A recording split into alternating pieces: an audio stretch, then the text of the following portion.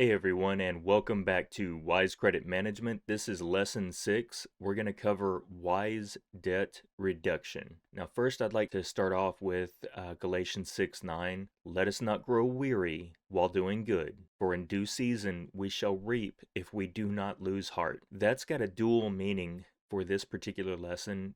As you pay down debt, it's going to take time. Remember, probably took you a little while to get into whatever situation you're in the first place, but it's going to take you time to get out of that. So we need to be ready for the long haul. And also, this is a particularly long lesson. I acknowledge that right up front, and I kind of want you guys to understand that it's going to take a little bit of time to develop all of the things that I would want you to know before you start your journey trying to pay down debt, and do it in such a way that maximizes your chances to own a home as soon as possible. So it's going to take us a little while to get through this.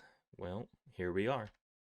So in lesson 6, a short preview, we're going to talk about the debt snowball, and that's a fairly popular way of approaching paying down your debt. We're also going to talk about the debt avalanche. That's a more mathematical finance approach to paying down your debt.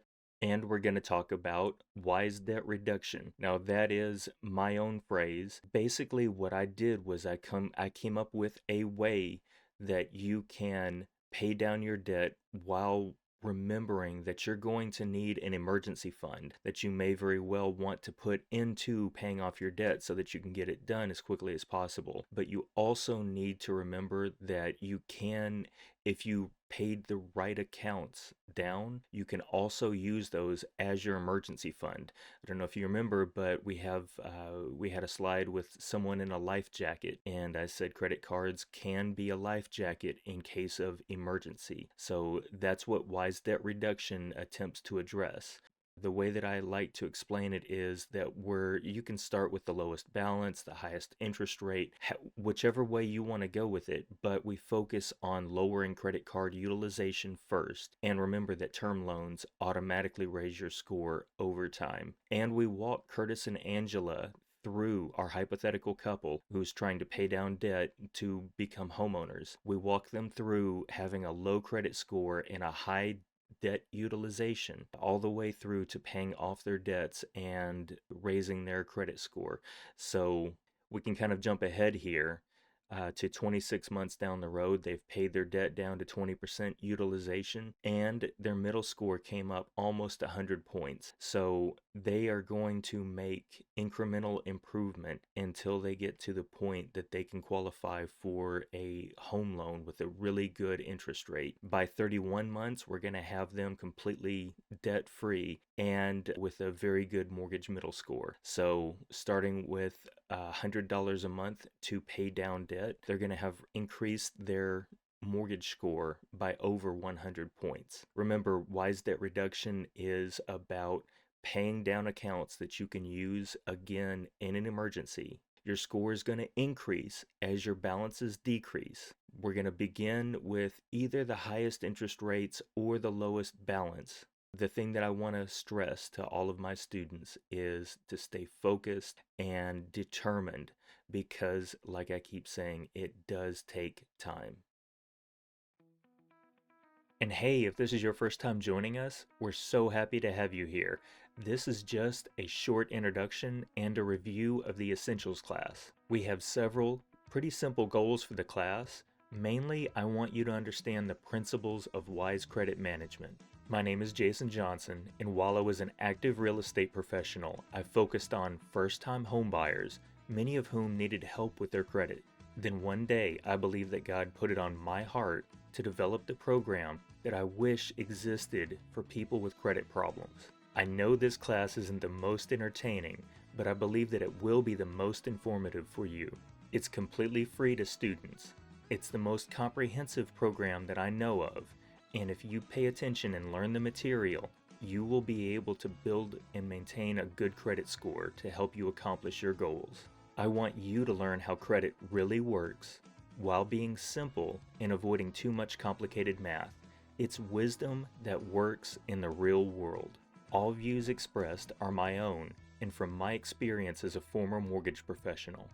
Just like your accounting professor won't do your taxes for you, I can teach you how the credit system works, but I can't help you with your credit. On the other hand, what if you do need a professional to help you out? Well, we do have members that can help you. Most real estate professionals can't, or rather shouldn't, try to help you out with your credit because it's just not what they do. You don't really need to understand something as complicated as credit algorithms. You just need to know someone who can understand it. If you need help with getting a good credit score or buying a home, we have a directory of professionals who are ready, willing, and able to help. The directory also has many other types of professionals who you might need along the way. I'm not endorsing any specific company or service, but if that person lists their company on this website, you know they're willing to help you on your journey.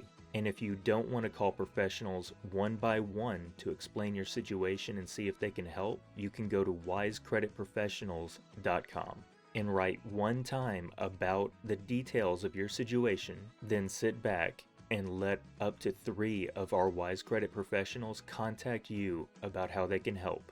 I show you a lot of screenshots of other companies' websites so that you can see where the information that I get comes from, but the class is considered a new work for education and commentary purposes and therefore does not violate copyright law. Many of the screenshots that I use are directly from the company that calculates your FICO credit score and from the big 3 credit bureaus. We do offer affiliate links, and I would appreciate if you use them, but I also strongly encourage you to use the affiliate links of the other members. When you open accounts with one of these companies, you'll get your own affiliate links offering either cash payments or statement credit, which could add up to over $1,000. And you can see how easy it is to forward the link to this class as well as your own affiliate links to anyone who might need this class. And if you want to see what new opportunities are available since I created this video, you can go to the home page and click on Options and Opportunities for you. This is where you can find our directory to local professionals and not just someone on the phone offering you a rate they can't actually give you. And you can also find affiliate links to other companies that can help you along your journey. Guys, who wishes I would talk just a little bit faster and make the videos just a little bit shorter? Well, I can. Just go to your settings and adjust the playback speed. Guys, thank you so much, and with all that having been said, let's begin. And we're going to start off with Proverbs 22:7. The rich rule over the poor, and the borrower is slave to the lender. Now, I'm going to build on this particular verse here in a little while, but let's talk about the wealth gap. Getting on the right side of the wealth gap means being an owner, a homeowner. Houses appreciate. Remember, cars depreciate, and credit cards and debt in general creates financial slaves. To put it very bluntly, the wealth gap separates the haves from the have-nots. The way that I lay it out is on the have side, you've got homeowners, have-nots are renters. Haves usually have very low debt. The have-nots a lot of times have high amounts of debt. The haves have profitable job skills, they spend money prudently, and they actively invest. Whereas the have-nots a lot of times have low-wage jobs, unwise spending, and they're just focused on making ends meet. Remember that spending creates debt. Now, it could be a result of a situation, something that came up, whether it's a vehicle that, as you can see right there, had some problems, or medical problems, things like that. They happen, and when it does, sometimes you wind up in debt. But a lot of times, debt builds in small amounts over time. So we talked about the unwise purchase of one of our classmates who went out and bought himself a sports car at 18. And a lot of times, if you're living life, you're going to wind up eating out, you're going to wind up spending money here and there on things that you don't need, but you're also going to wind up accumulating debt. And then we've got the idea of everything else. The way that I like to put this is sometimes you're not in control of your environment. Sometimes things happen, sometimes an act of God. And to illustrate that, I use the idea of the Texas blizzard. Here a few years ago, we had an incredibly difficult situation where a lot of people lost power. That led to pipes freezing over and causing a lot of property damage. As a landlord, I had to suffer from that as well. Some of my properties had damage. It just, things like this happen. And sometimes when you don't have a good amount of money built up to fix whatever problems happen, you wind up using credit cards. So I understand that debt happens, but this class is going to be focused on how to get you out of that debt while maximizing your mortgage score so that you can own a home. And we're back to Proverbs 22:7. Now remember, the rich rule over the poor, and the borrower is slave to the lender. The takeaway from this particular verse: spending on credit is like borrowing from your future self. Now, I want you to imagine how much money you spend on just servicing your debt. In other words, just making the minimum payments or trying to pay back a little bit here or there. So, how much in total do you have in debt? How many hours of work does it take to earn that much money? And that is, in my opinion, the definition of economic slavery. Next, we're going to talk for a minute about our friends at Credit Karma have a debt repayment calculator. So, I'm going to come up with a hypothetical scenario that someone owes about $10,000 worth of credit card debt. Their minimum payment is going to be about 2% of the balance. Their interest rate is going to be a low 20%, and their minimum monthly payment is going to be about $200 a month. Well, the debt repayment calculator comes up saying that it's going to take 109 months to pay off this particular debt. That's almost 10 years to pay off this $10,000, and it's going to cost $11,000 of interest when you only have a $10,000 debt in the first place. Now, what if you decided to dedicate everything that you have, everything that you can toward getting this paid off faster? So, up front, I'm going to use an example of what happens if you take your tax refund check and pay off some of this up front. So, let's just say that your tax refund check is about $3,000. That leaves you with a balance of $7,000. So in other words, the $10,000, you can automatically pay off 3,000 of it. That leaves you with 7,000 left. At 20%, 200 a month, that leaves you with 53 months of payments. That's almost 5 years. It's 4.5 years of payments, but $3,500 in interest versus 109 months and $11,000 in interest. So you can see, just by taking a huge chunk out of that upfront using whatever means that you need to, you can knock half off of how much time it takes to pay that off, and you can cut down the amount of interest by almost a third, or by almost 2/3. So do whatever you can, whatever you need to get out of debt as quickly as possible and get this 20% interest off your back. So you start by making a choice. You can either maintain your current lifestyle, keep doing whatever it is that you did to get into this situation, or you can give up this to get that. And what do I mean by that?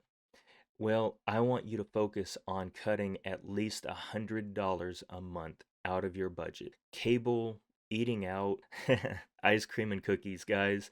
You can see I'm a little chubby. I have a thing for ice cream and cookies, and when I get a certain craving, it's usually for ice cream and cookies. But how much does that cost every week, every month? Well, if it's $10 a week in ice cream and cookies, then that's going to be almost half of what I would need to cut out of my budget in order to get that $100. Clothes shopping, I don't really have that much of a thing for clothes shopping. I'm a t-shirt and blue jeans kind of a guy, but some of us out there are clothes horses. We have to cut $100 a month out of our budget in order to put it toward debt so that we don't wind up getting stuck with paying a credit card debt for 10 years.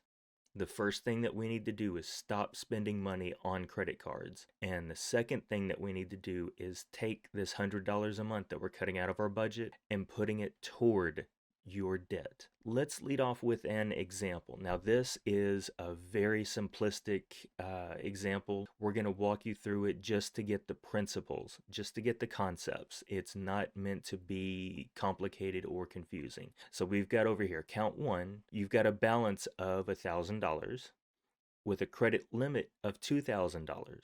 It's a revolving debt. You've got an interest rate of 10%, minimum monthly payment of $20 a month, which is 2% of the balance, and you've got a utilization of 50%, which is a $1,000 balance versus a $2,000 limit. What if we've got another account?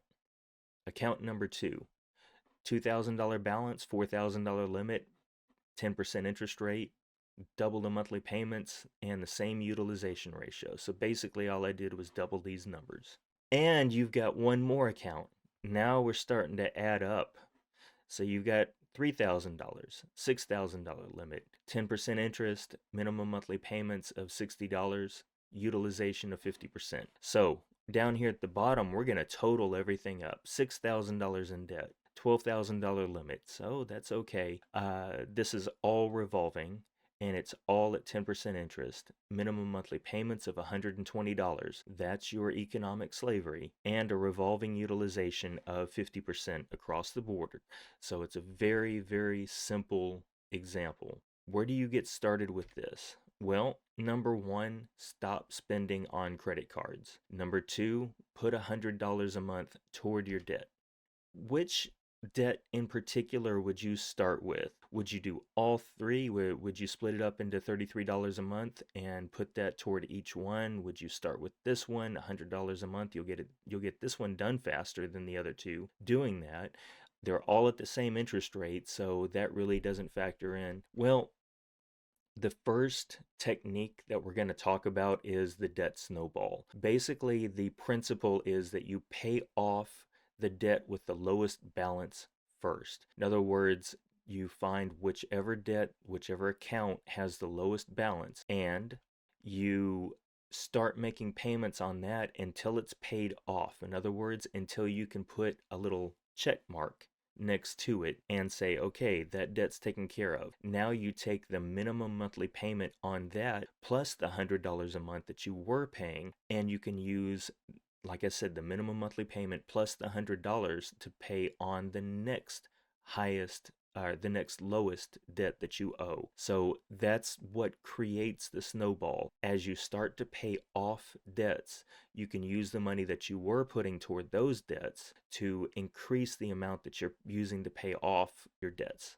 So the snowball, the proverbial snowball, gets bigger as it rolls. So why would you use the debt snowball? Well, frankly, it makes the most psychological sense. And we're going to see two different opinions on this. But Credit Karma, what they say about it, this methodology focuses on paying down the smallest debt balance before moving on to larger ones. The snowball method is all about building momentum as you pay off debt, may be a good solution to better manage your finances over time. And the Harvard Business Review, so I get this information from fairly reputable sources. Basically, what they say is, down here at the bottom, focusing on paying down the account with the smallest balance tends to have the most powerful effect on people's sense of progress. Remember, I talked about check marks. So therefore, their motivation to continue paying down, and therefore their motivation to continue paying down debts. So basically, what winds up happening when you use the debt snowball to pay things off, you see tangible progress, and that keeps you motivated toward paying the next thing. That's a perfectly good way of approaching debt. So how would you approach this particular situation? Well, the lowest balance is $1,000. You've got a minimum monthly payment already. Plus, when you cut out cable and cookies and ice cream, you've got an extra $100 a month to put toward that. After a little while, you've got that debt paid for. Now, what happens? You don't have this minimum monthly payment anymore. So you put the minimum monthly payment plus your $100 a month toward this $2,000 debt, because this one is less than this one. So what happens next? Eventually you wind up paying off that debt, and over here you've got the $40 that you were paying toward this debt, the $20 that you were paying toward this debt, and you've got $100 that you cut out of your budget to pay down your $3,000 balance. So eventually you're going to wind up paying off all of your debt completely. Now, I know that that is a dramatically oversimplified example, and it did not factor in interest, it did not factor in payments on the accounts while you were paying down the smallest balance. But we'll get to that here in a moment. Remember, this is just introducing you to the principle of the debt snowball. Next, we're going to talk about the debt avalanche. This is where you pay off the debt with the highest interest rate first. And again, our friends at Credit Karma have something to say about it. Mathematically, the debt avalanche is known as more efficient, cost-effective, and often faster way to get out of debt than the other approaches to debt reduction.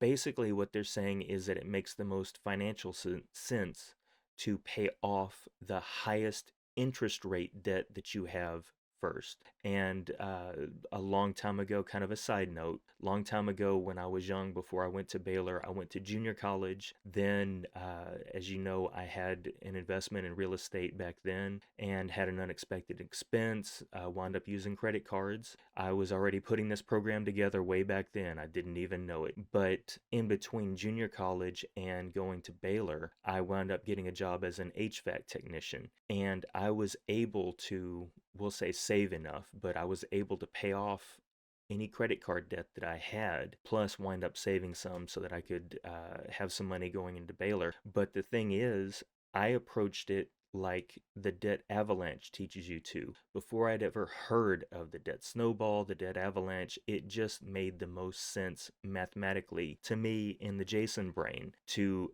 pay off the highest interest rate debt first. Let's change the interest rates over here. Let's say that number 1 has 10% still, number 2 has 15%, and number 3 has a 20% interest rate. According to the debt avalanche, you would approach the account with the highest interest rate first, even though it also has the highest balance. Now, if you think about that, that means that you're paying the most or the highest interest rate on the highest balance. So that would violate the debt snowball principle or the debt snowball technique, but it would also make the most financial sense because you're paying off the highest interest rate first. So once you get done with that, you have $60 per month to put toward your next debt, which is at 15% interest. Even though it's a $2,000 balance and not a $1,000 balance, you're still violating the debt snowball principle, but now you've got $60 plus the $100 to pay down the $2,000 balance. Takes 10 months to do that. Up here at the top, you can see the approximate number of months that it'll take to do all this. And then you've got quite a bit to put toward this balance of $1,000. So that winds up getting you out of debt in 34 months.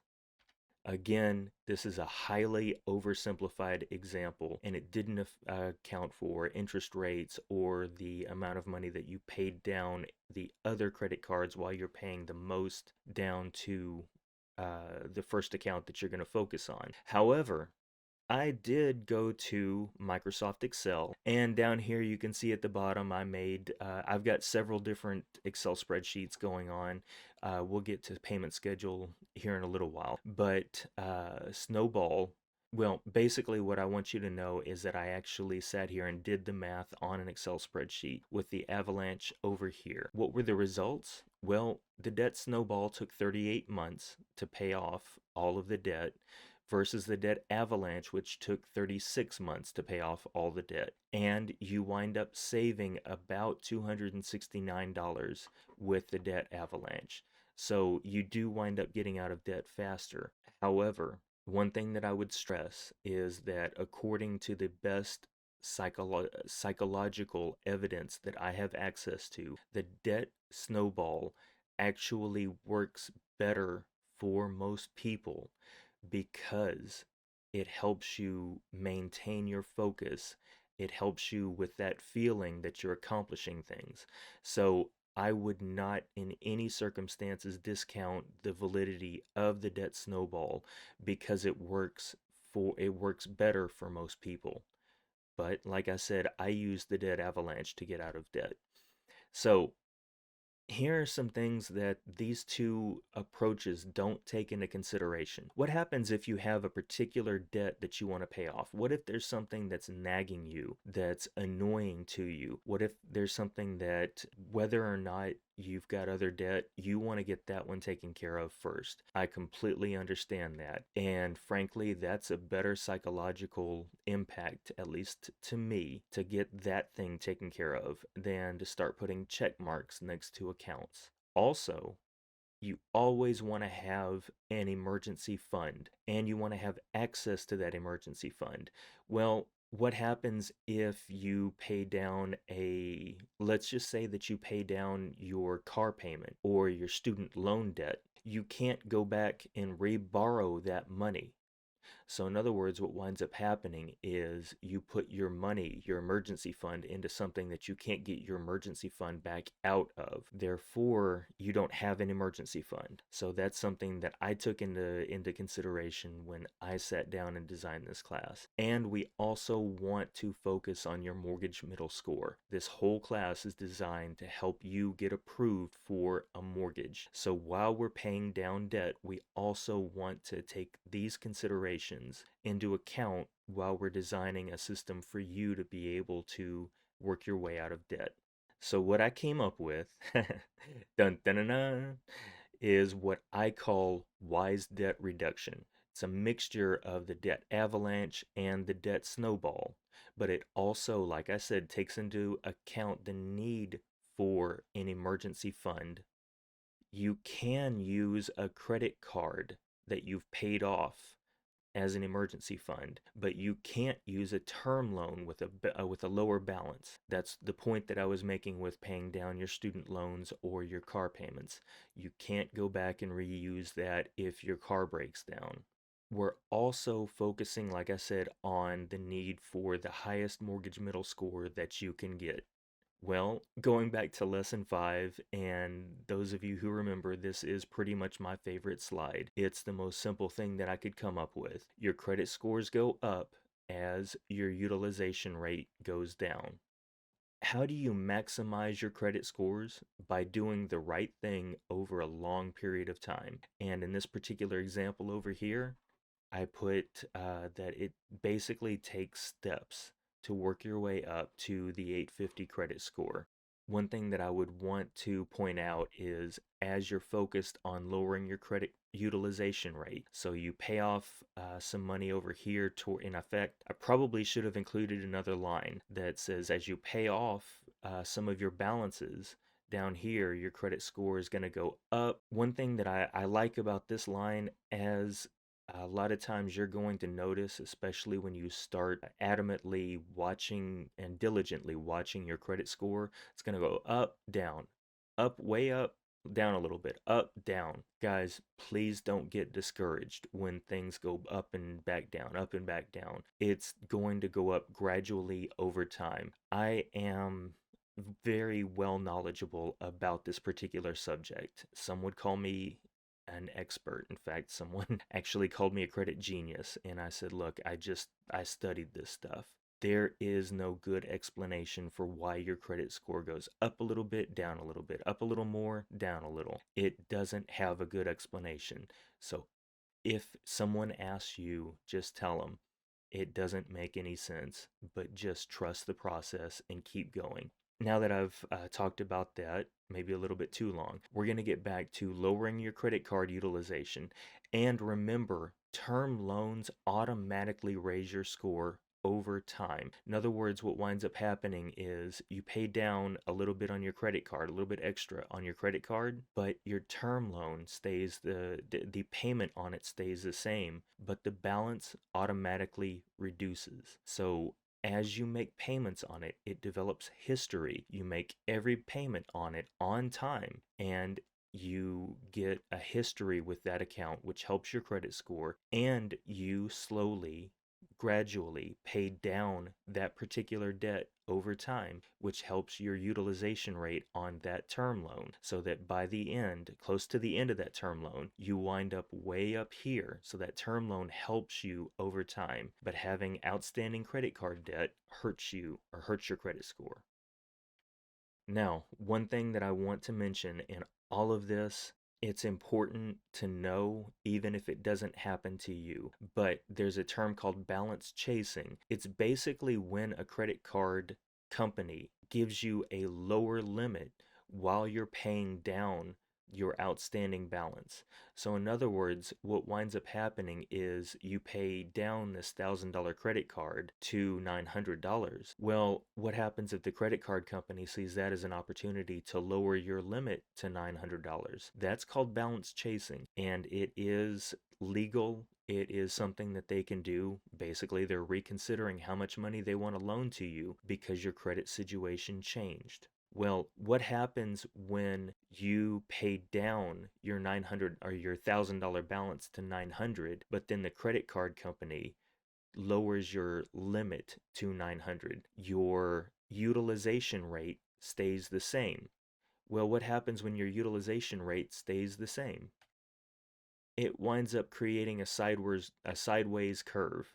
So in other words, you've got a situation where you pay down your $1,000 debt to 900, that would increase your credit score a little bit. But then they lower your limit to $900. So now you're back to 100% utilization. 800, it goes up a little bit. Then they lower your limit to 800. Your utilization stays the same. So you wind up with a credit score that's about the same at the end. Now, one thing that I would want to mention is even if they do this, and it's annoying, and I hope that this doesn't happen to you, but if you do experience it, remember you are paying down debt, so you are accomplishing something even if your credit score stays flat.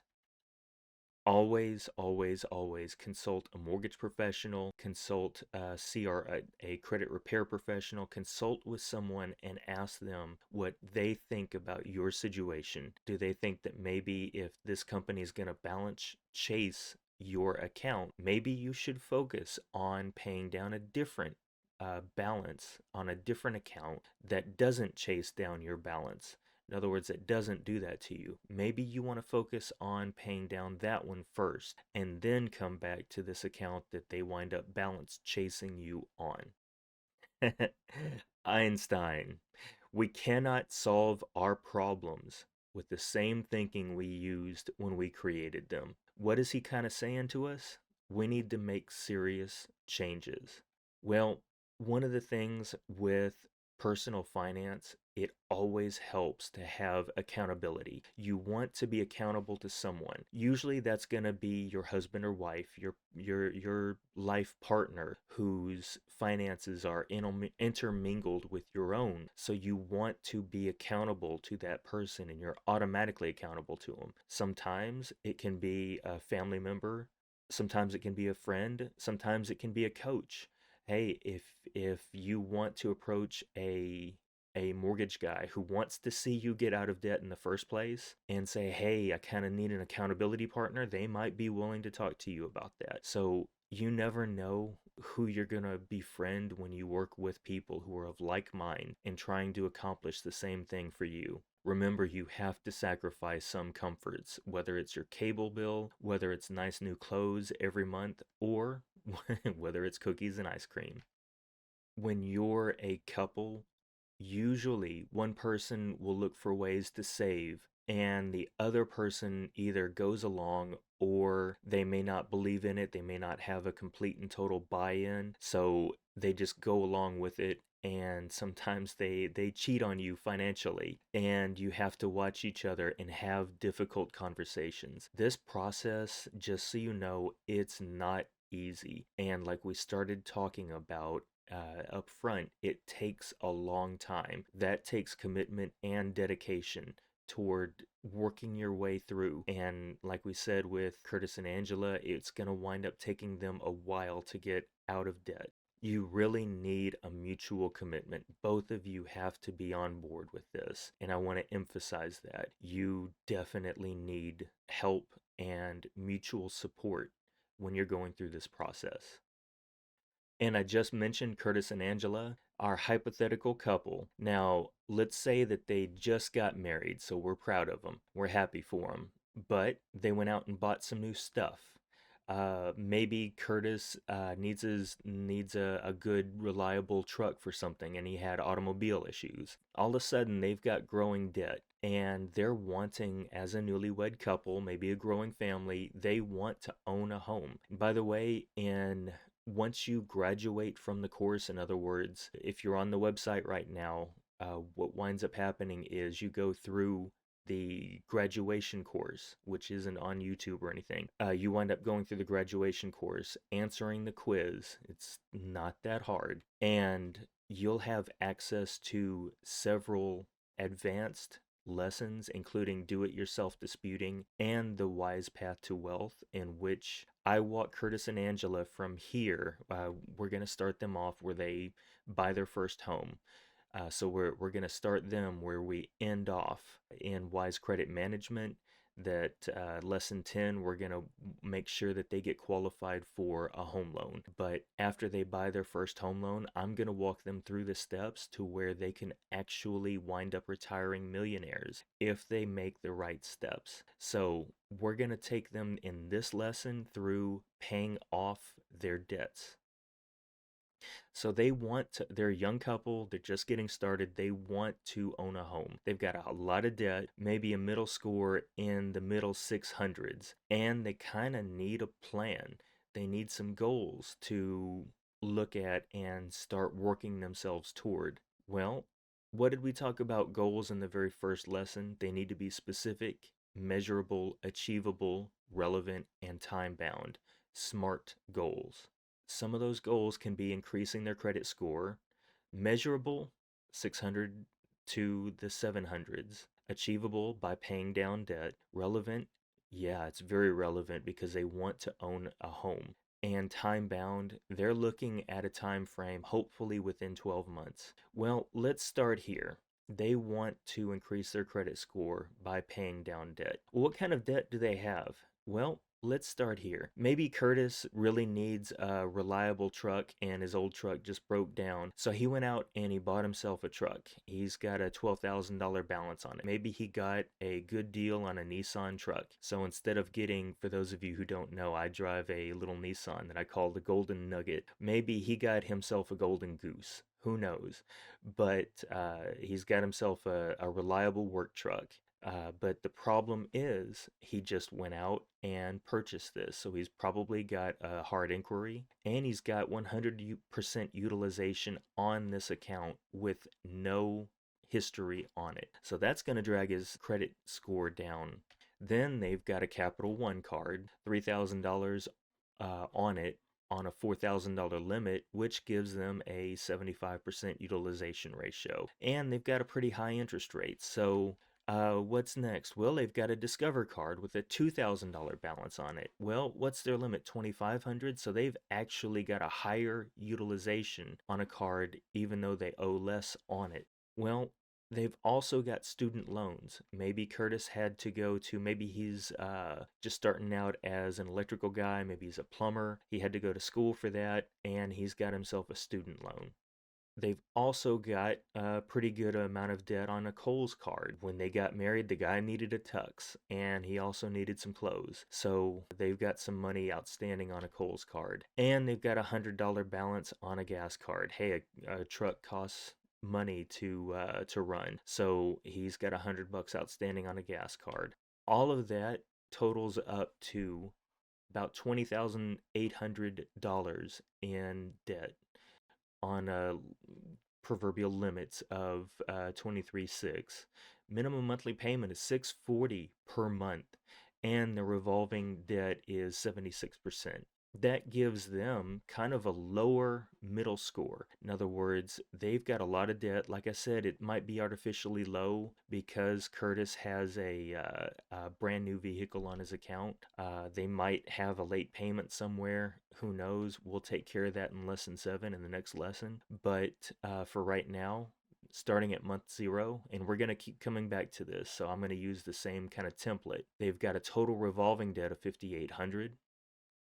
Revolving debt utilization 76%, estimated mortgage middle score. Now what I did, I showed you guys a second ago where I created a spreadsheet that did the debt snowball versus the debt avalanche technique, and I showed you guys that. Well, on that same spreadsheet, I also created a payment schedule which included an estimate of their mortgage middle score. Now always remember, and I want to be very clear, I do not know the FICO formula, and it's actually an algorithm done in separate steps, so you can't even reverse engineer it if you have enough data points. But I can put together a pretty good estimate based on the numbers that I have and what I've seen in my professional life. So I'm going to estimate that they've got about a 636 credit score. And like I said, that's based on my spreadsheet. And by cutting out whatever it is that they wanted to cut out, they decided that they would rather pay down their debt than have cable or whatever it is. So they've got $100 a month to pay down debt, and they've got about $1,500 in available credit. Now, what would we do first? In fact, maybe I should say, which debt should they approach first with this extra $100 a month? Well, let's take a look. So they've got this truck at a really high interest rate.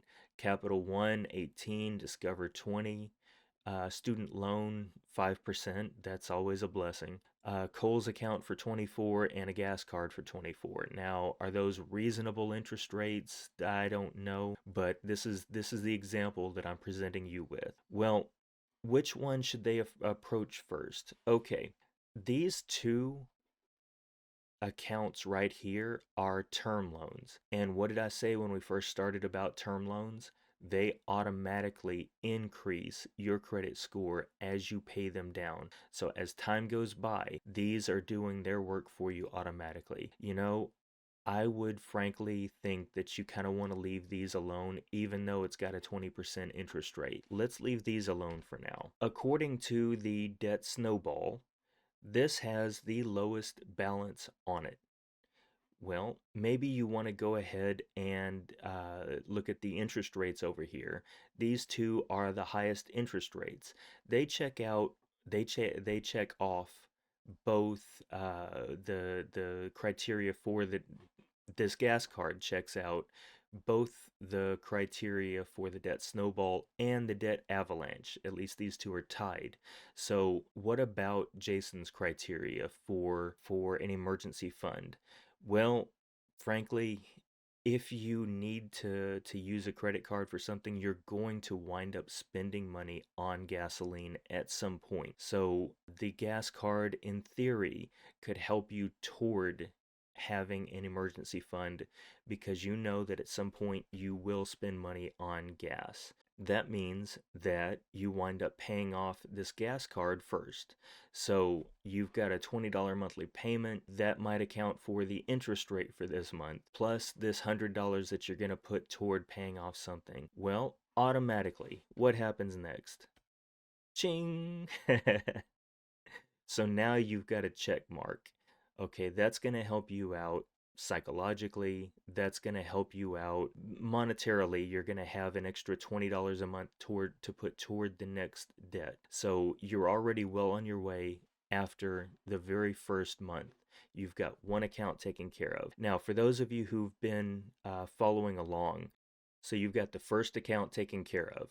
Well, what do you do with that particular account after you've got it paid off? Remember, guys, I'm all about the facts, and I'm all about keeping your credit score as high as possible. One of the things that kind of gets to me sometimes is one of my pet peeves. When somebody's always heard something or everyone always says, a lot of times those myths become accepted as facts. Well, those of you who took lesson 5, you'll know the answer to this. Should you close, or will it really, the myth is you should close the credit card accounts you aren't using. Guys, please don't say things like that, okay? It's one thing if you really need to close that account. It's one thing if it has an annual fee that you don't want to pay anymore, but really, please don't speak deceitful things, because if you keep that account open, you have a zero balance on a $300 limit card, which gives you a zero utilization on that card, which helps your overall utilization, which brings up your FICO score. Also, if you shut that account, you lose all the history for it. So you're just kind of reminded, and like I said, we did this in the last lesson, talking about getting to an 850 credit score, that you want to keep accounts open even if you don't use them.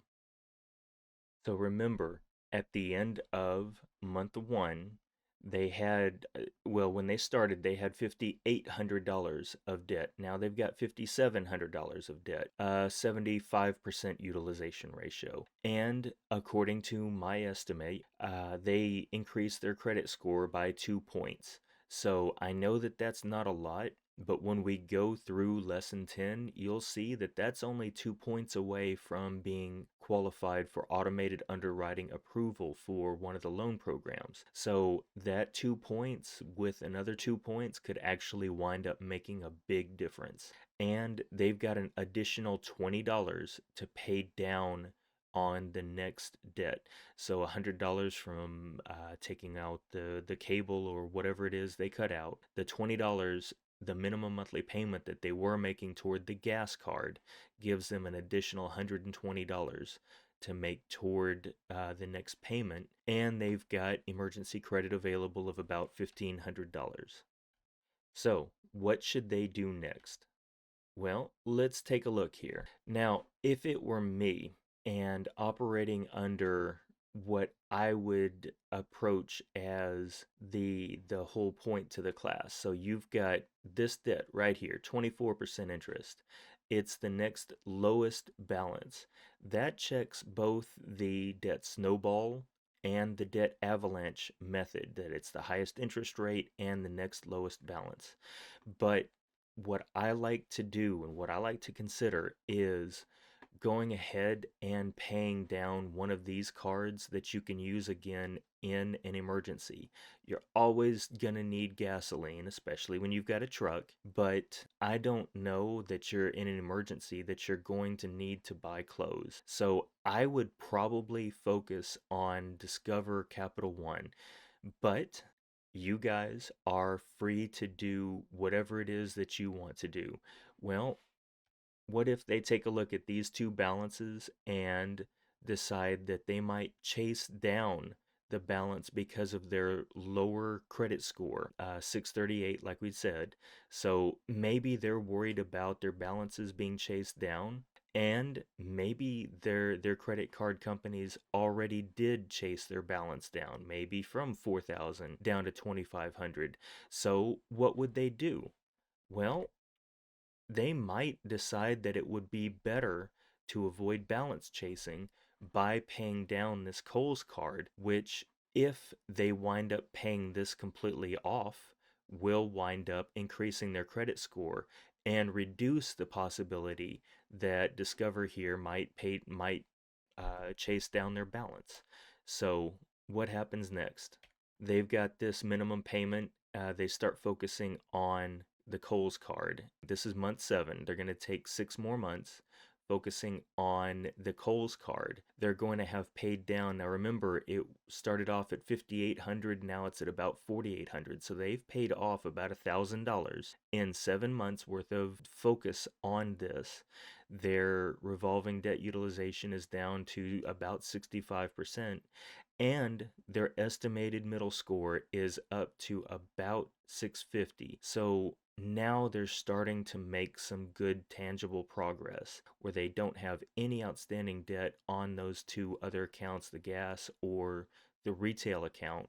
Both of those would be retail accounts, but they've also got $140 per month to spend toward paying down their debt, and they've got $1,600 available in emergency credit. So the question is, what do they do next? Well, let's take a look. They've got these two accounts, and which one would they approach? Well, like we keep talking about the debt avalanche, this one has the highest interest rate, and under the debt snowball, the Discover card has the lowest balance. So this one checks off both boxes. However, one thing that I want to mention, remember the principles that we talk about and the little tidbits of information that I give, all of that can be used to help you make wise decisions about which account you approach to pay off. Remember that your credit score is affected by the utilization ratios, not only on all of your accounts in total.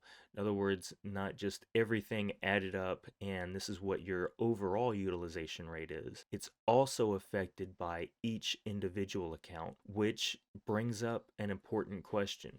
Well, in terms of answering the question of what should they do next, remember, FICO considers total utilization rate and the utilization rate for each specific account. So you wind up with $100 a month extra plus the 20 plus the 20. So $140 a month. What should you do with that? Well, what I would consider, and it depends on you and how you want to approach the situation, but you could consider splitting the $140 a month to 100 extra for Capital One. It's got the higher balance, and $40 a month extra to Discover. So you wind up paying these down at approximately the same rate and keep their utilizations approximately the same. And that gives you the added benefit of seeing whether or not and I want to be clear, I've never seen Discover do balance chasing, but if you have an account that does balance chasing, maybe now that your credit score is higher, you want to find out whether or not they're going to do that to you by starting to make extra payments on both accounts at once. So we talked about the idea that Curtis and Angela wanted to have a 12-month time frame. Well, they've been making extra payments on, and I don't have that listed over here, this is just their minimums, but we've talked about them having made extra payments on Capital One and Discover.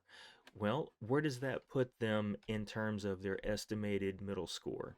After 12 months, now they only owe about $3,800, down from $5,800. Their revolving utilization is about 51%. Their middle score is about 673. So that's a dramatic improvement from 636 and a pretty good improvement from month 7 at 652. So that puts them in a much better position to qualify for a home loan. In addition, they've got $140 a month extra to put toward paying down debt or saving for their down payment and reserves. We'll talk about that in lesson 10. But now they've got an emergency fund of about $2,600. So that leaves them with the question of what they should do next. Well, they're at month 12. This is where it becomes kind of up to them. But one thing that I'd like to mention is they've paid down their debts, they've increased their credit score up to 673. Now, let's go back and take a look at their debt.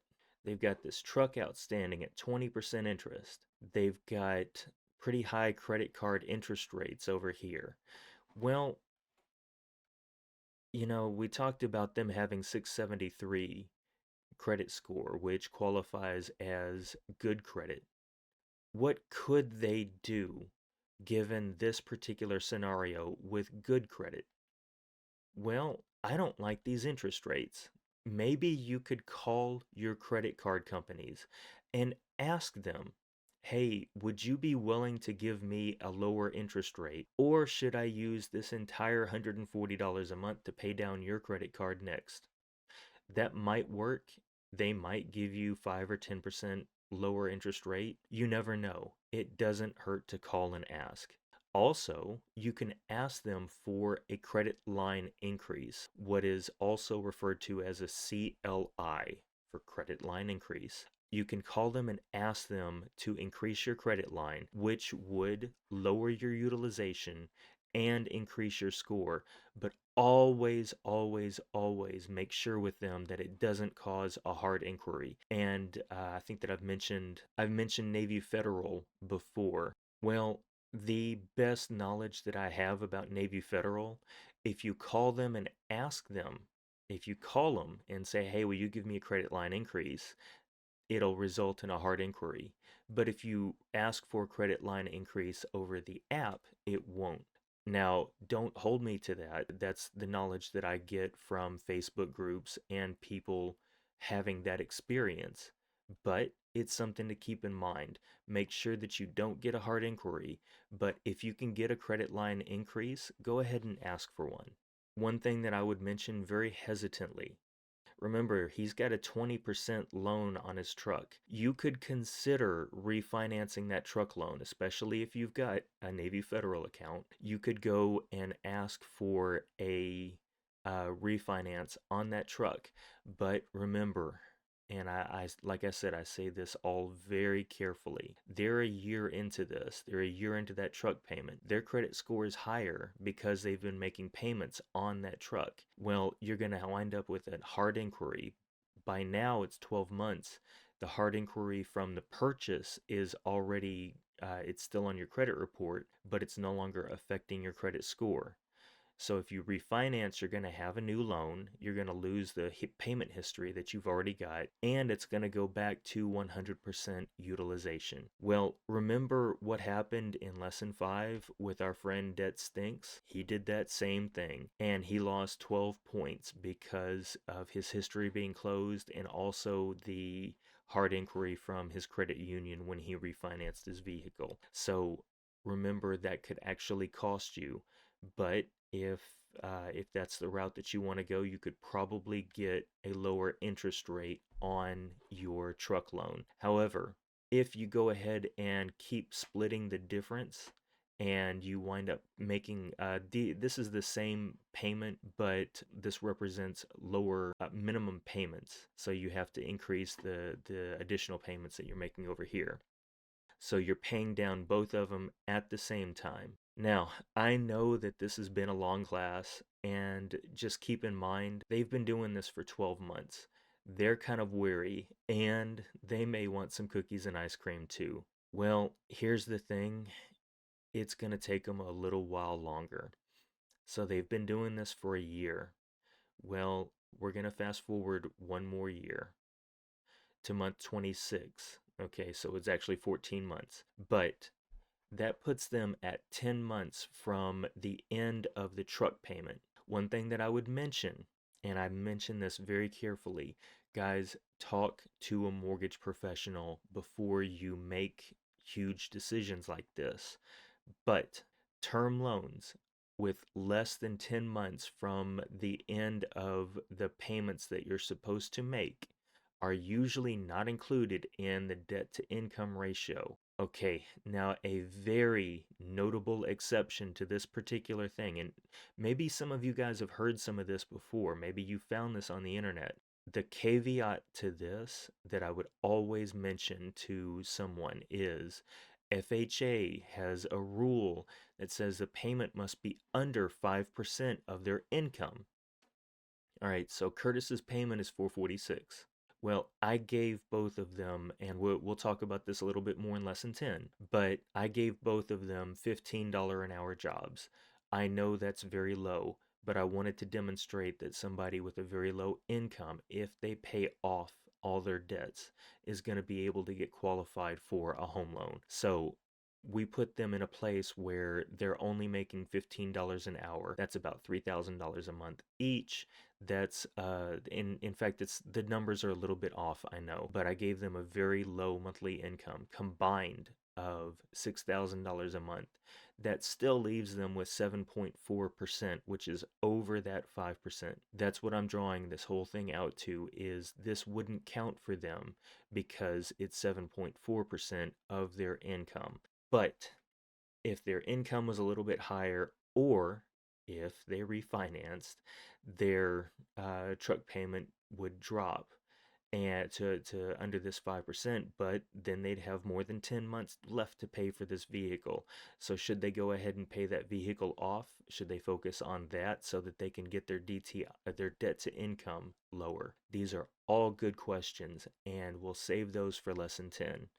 But remember that getting all of this taken down to 10 months, especially if you're looking at a different loan, could dramatically increase the amount that they can borrow in order to own a home. In other words, they could go from being not qualified to own the home that they want, to being able to qualify based on this truck loan that Curtis had to go out and get. So here we are at month 26. They've paid down these debts so much. They've got quite a bit that they can put toward toward either one of these, toward paying it off. But at month 26, they've got about a 724 mortgage middle score. They are probably qualified for pretty much any mortgage program that they want. Doesn't have to be FHA. They are in an excellent position, even though it took them 26 months to get there. Well, let's skip ahead to month 31.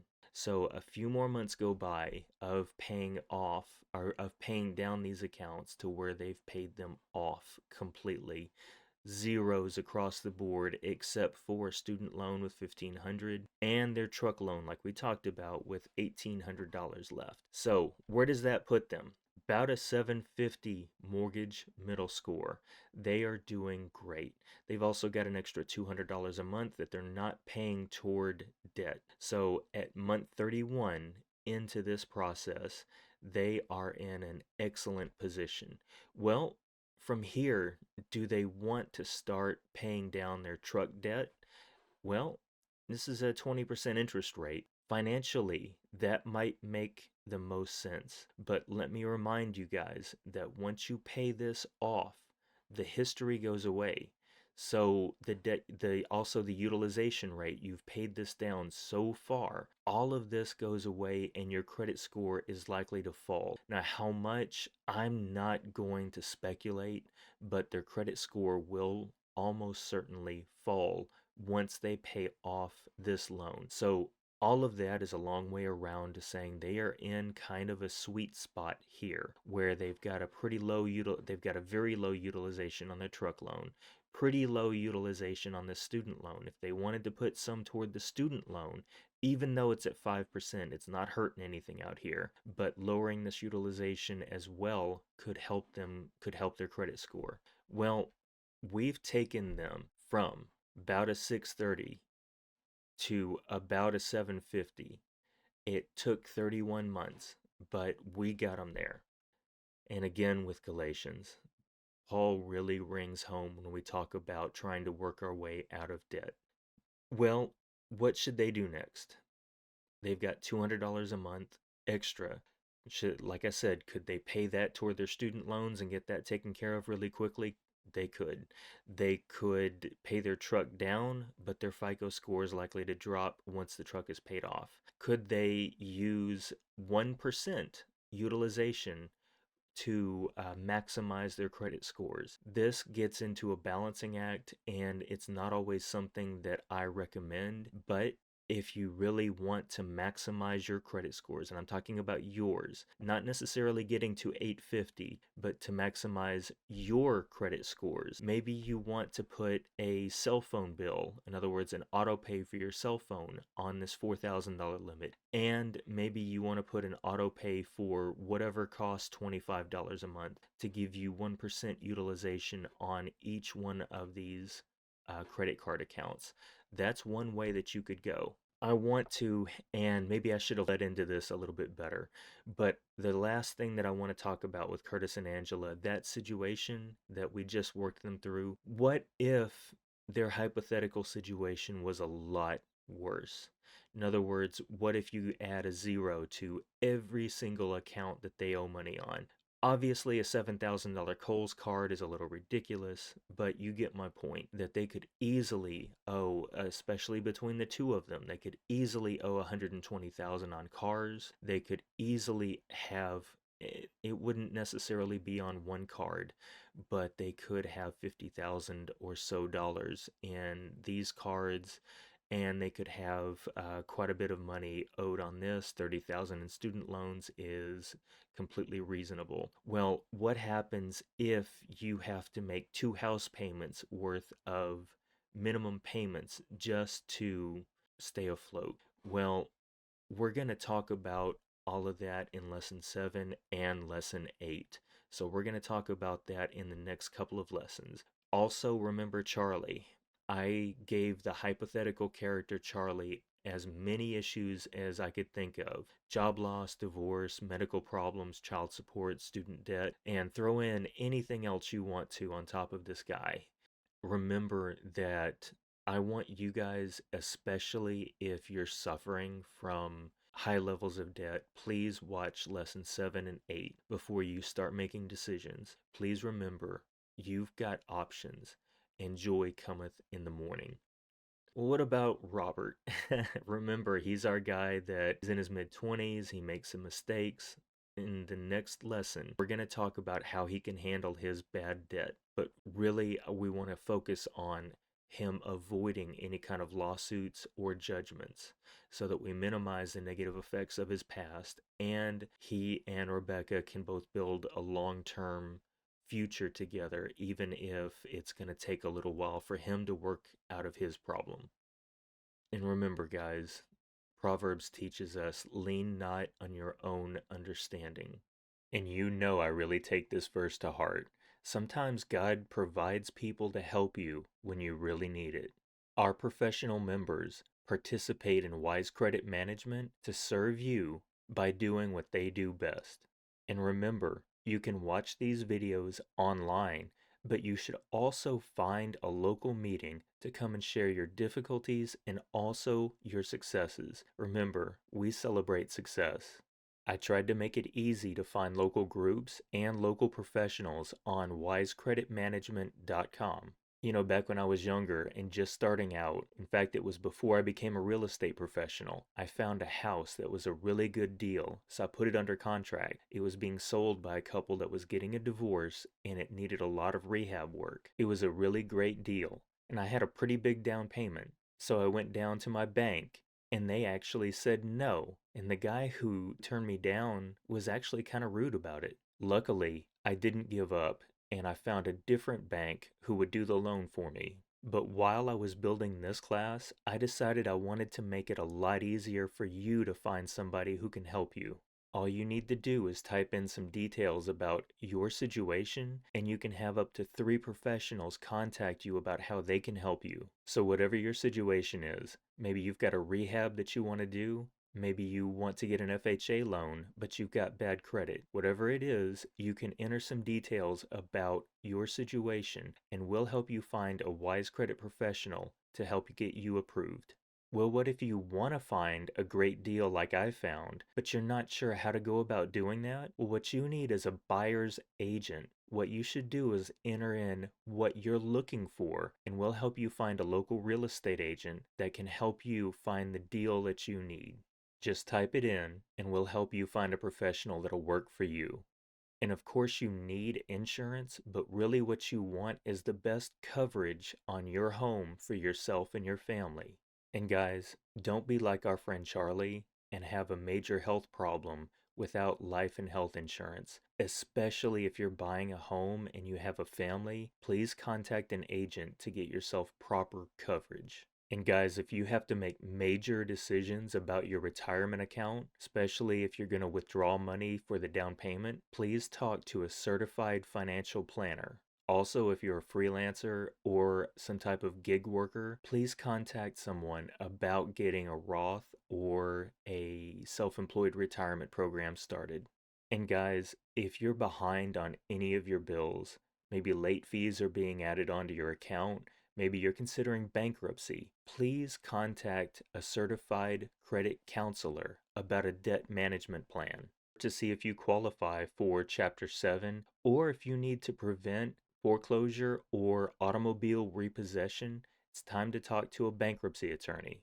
On the other hand, consumer protection attorneys specialize in the Fair Credit Reporting Act and suing for violations, so they can actually wind up getting you money out of these companies that are harassing you.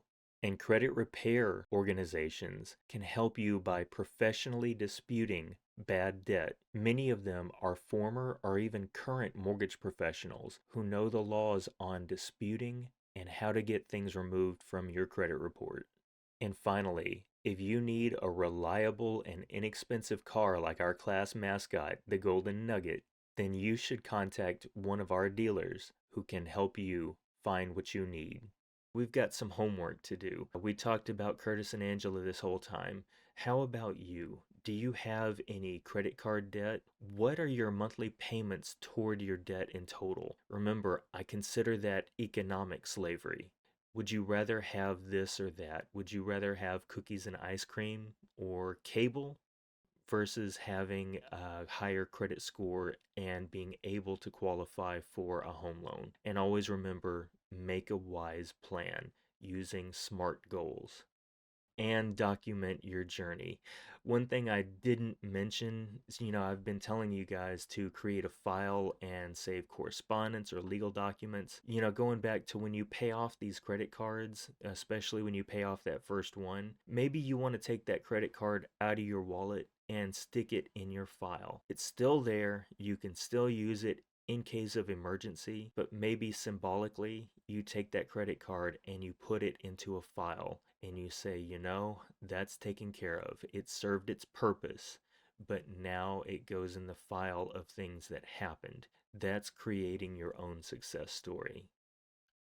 And remember to join our community, talk to us. We are available. I try to make our community available on the major social media sites. And remember, if you're on YouTube, if you found us here, like and subscribe with a cheesy smile. You guys know that's not quite me, but I try to do it anyway, so give me a hand. But guys, we do celebrate success. And also, do you know anyone who needs this? Do they know anyone who needs this? You guys spread the word and tell everyone that you can about this class and the knowledge just in case they need it. Remember, we focus on goals and not obstacles. We talk about SMART goals. We talk about how to get there. That's what this class is all about. How to apply the knowledge that you get out of this class to make wise decisions. So a short preview of lesson 7, and this is going to be another long one. Basically, what I want to get across is, how do you get into debt collection in the first place? You go out, you apply for new debt, you spend money, whatever happens, life circumstance, you wind up not paying it, it winds up in collections, and it could wind up being a judgment against you. We also talk specifically about disputing and how different court cases affect your rights to dispute certain things. So we're going to get detailed into what your rights are when you are in, we'll say, collections and going through debt difficulties. We're also going to talk about what credit counselors can do for you. And we're going to talk about debt management plans. That is going to help you out a lot if you are drowning in debt, believe me. We're going to talk about credit repair organizations. These are guys who come in and they can, for a fee, help you get rid of any bad debt that you've had in the past. So I want you guys to at least know that these professionals exist and where to find them on the websites. We're going to talk about consumer protection attorneys. They're also known as FCRA lawyers. These are guys who are going to be able to help you if someone's suing you or if they're breaking the law. If a debt collection company is breaking the law, oh, they're going to enjoy doing that and taking it before a judge. So these guys can help you out a lot, and we're going to talk about all that in lesson 7. Guys, like I said, I promised it's going to be a long one. We're at the end. I thank you so much for coming, and I hope to see you in lesson 7. Thank you, and may God bless you on your journey.